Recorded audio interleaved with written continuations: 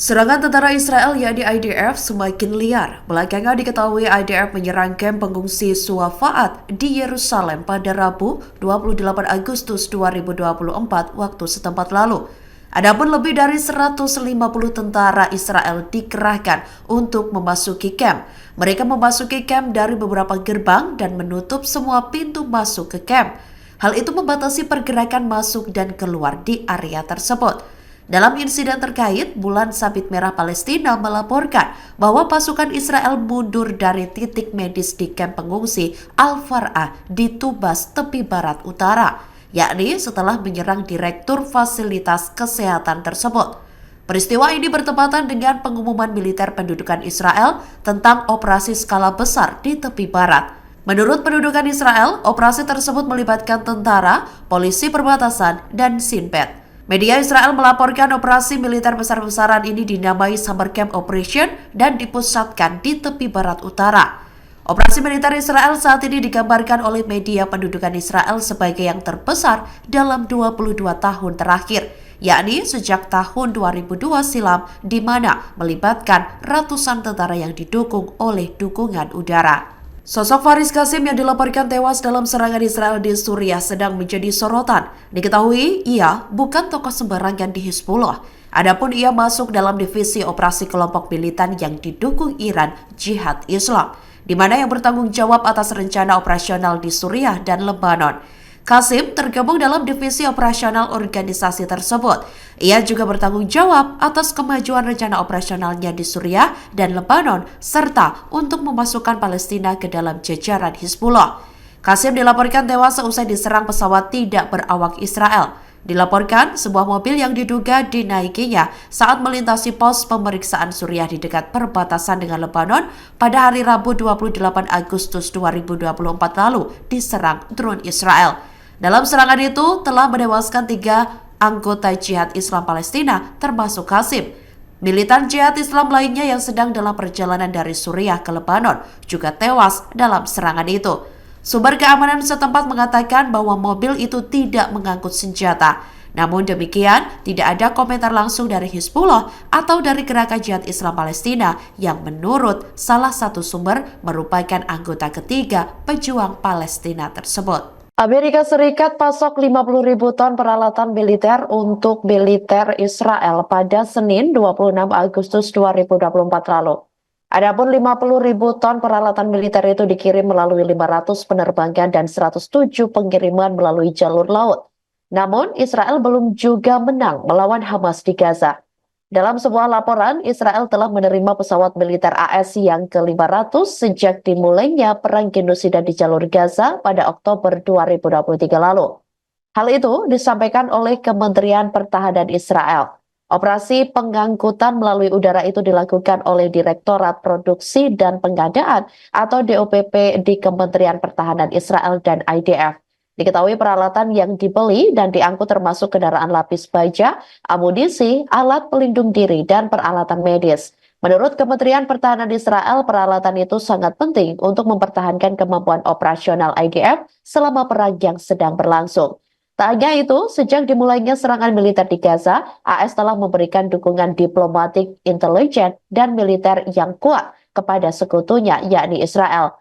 Namun walaupun Israel telah diberikan puluhan ribu ton bantuan peralatan militer oleh AS, tampaknya belum mengantongi kemenangan. Sampai saat ini, Zionis Israel belum mampu mengalahkan kekuatan Hamas di Gaza, juga pejuang-pejuang pendukung kemerdekaan Palestina lainnya, termasuk pada laporan sebelumnya yang mengungkapkan terdapat puluhan ribu tentara Israel tewas dan terluka selama perang di Gaza. Cara bertahan hidup pimpinan gerakan Hamas Yahya Sinwar di terowongan Hamas diselidiki oleh ex-Badan Keamanan Israel yakni Sinbad. Mantan anggota terkemuka Badan Keamanan Israel, Mikhail Kobi, mengatakan pihaknya selama ini memantau beberapa panggilan telepon dan mempelajari gaya hidup Yahya Sinwar. Pejabat intelijen dan militer Israel mengklaim bahwa Sinwar ditemukan di jaringan terowongan di bawah kota Gaza, yakni tempat dia bersembunyi bersama keluarganya selama penyerbuan salah satu terowongan. Diketahui tentara menemukan klip video yang diambil beberapa hari sebelumnya, di mana video tersebut menunjukkan Yahya Sinwar dan keluarganya melarikan diri ke sebuah tempat persembunyian lain yang juga terletak di bawah kota Gaza. Para pejabat intelijen Israel percaya bahwa Yahya Sinwar tetap berada di bawah tanah bersama keluarganya setidaknya selama 6 bulan pertama perang.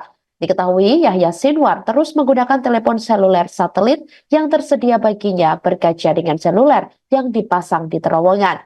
Dengan jaringan itu, Yahya Sinwar berbicara dari waktu ke waktu dengan pejabat senior Hamas di Doha, di mana percakapan ini dipantau oleh agen mata-mata Israel dan sekutu setianya Amerika Serikat, namun mereka tidak dapat menentukan lokasi tepatnya.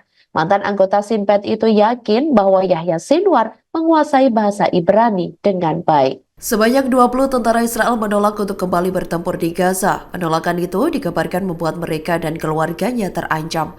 Pasalnya, puluhan tentara Israel yang menolak kembali bertempur di medan perang akan diadili. Mereka disebut harus menghadapi pengadilan militer jika tak mematuhi perintah atasan. 10 di antaranya telah menerima pemberitahuan mengenai ancaman pengadilan militer pada Selasa 27 Agustus 2024 lalu. Beberapa tentara Israel telah mengindikasikan setelah 10 bulan bertempur di Gaza, mereka menegaskan tidak bisa kembali lagi, tapi bersedia untuk mengambil tugas lain selain kembali ke medan perang. Laporan serupa tentang krisis pasukan muncul dari batalion tambahan di brigade lain yang juga bertempur di sektor infanteri. Keluarga dari puluhan tentara Israel yang menolak kembali ke Gaza mengungkapkan bahwa anak-anak mereka dipaksa dan mendapat ancaman akan dipenjara jika tak bersedia. Menurut pihak keluarga, ancaman itu tidak dapat diterima. Pihak keluarga mengatakan hanya beberapa tentara yang cakap yang tersisa di unit mereka. Karena itu, momen tersebut dianggap keluarga tentara Israel untuk membantu anak-anak mereka menghadapi sistem yang tampaknya tidak peduli dengan keadaan mereka saat ini. Komite Pasukan Nasional dan Islam di Gaza telah menyerukan kepada seluruh rakyat Palestina untuk menghadapi serangan Israel yang sedang berlangsung di tepi barat yang diduduki. Gerakan tersebut terdiri dari Hamas, Gerakan Jihad Islam Palestina atau PIJ, dan beberapa faksi lainnya. Faksi-faksi Palestina menyerukan mobilisasi rakyat Palestina untuk membela tepi barat saat bentrokan berkecamuk. Beberapa faksi perlawanan tepi barat saat ini sedang berhadapan dengan pasukan Israel di kem-kem dan jalan-jalan Jenin, Tulkarem, dan Tubas. Komite tersebut berduka cita atas mereka yang terbunuh di tepi barat pada Selasa 27 Agustus 2024 lalu.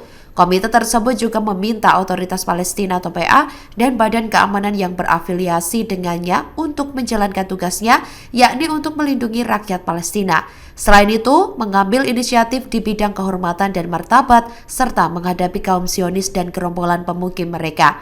Dalam pernyataan terpisah, Hamas menyerukan kepada setiap warga Palestina di setiap tempat di tanah yang diduduki untuk meningkatkan perlawanan terhadap Israel. Tentara Israel melancarkan operasi terbesarnya di tepi barat yang diduduki dalam lebih dari 2 dekade pada awal Rabu 28 Agustus 2024 lalu. Israel menyerbu Jenin, Tulkarem, dan Tubas dengan ratusan tentara dan melancarkan serangan udara terhadap 3 kota yang dianggap sebagai pusat perlawanan di wilayah tersebut. Konvoi kemanusiaan digelar oleh Perserikatan Bangsa-Bangsa atau PBB kembali diserang tentara Israel yakni IDF saat menuju Gaza pada Selasa 27 Agustus 2024 malam lalu waktu setempat. Diketahui IDF kembali meluncurkan tembakan sebanyak 10 kali yang mengarah ke mobil PBB. Diketahui kendaraan PBB tersebut diserang oleh IDF saat konvoi kemanusiaan.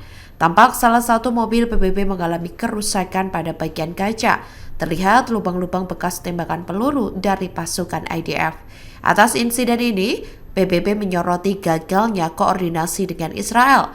PBB kecewa dengan apa yang dilakukan IDF kepada stafnya yang terus menjadi target penyerangan. Adapun insiden ini bukan pertama kalinya terjadi. Sebelumnya, kendaraan PBB yang sedang berada di Gaza Selatan juga menjadi target Israel. Insiden yang terjadi pada bulan Mei 2024 lalu itu telah menewaskan staf PBB asal India. Atas kejadian ini, Program Pangan Dunia yakni WFP pada hari Rabu lalu mengumumkan penghentian sementara pergerakan staf di Gaza. Menurut Direktur Eksekutif WFP Cindy McCain, insiden ini tidak masuk akal. Pasalnya, dengan jelas PBB telah menerima izin dari otoritas Israel sebelum menuju Gaza. Sebuah kapal tanker Sengen yang berbendera Yunani terbakar di Laut Merah pada Kamis 29 Agustus 2024 waktu setempat. Pentagon pun mencurigai bahwa kejadian itu lantaran kapal mengalami kebocoran minyak, yakni seusai diserang oleh kelompok Houthi Yaman. Juru bicara Pentagon Mayor Jenderal Angkatan Udara Patrick Ryder menyebut kapal itu membawa sekitar 1 juta barel minyak mentah. Mengetahui hal tersebut, Amerika Serikat mengetahui adanya pihak ketiga yang berupaya untuk mengirim 2 kapal tunda ke kapal itu untuk membantu penyelamatan. Namun mereka diperingatkan oleh Houthi Yaman dan diancam akan diserang. Dilaporkan kapal tanker yang bocor itu membahayakan navigasi dan berpotensi menimbulkan bencana lingkungan.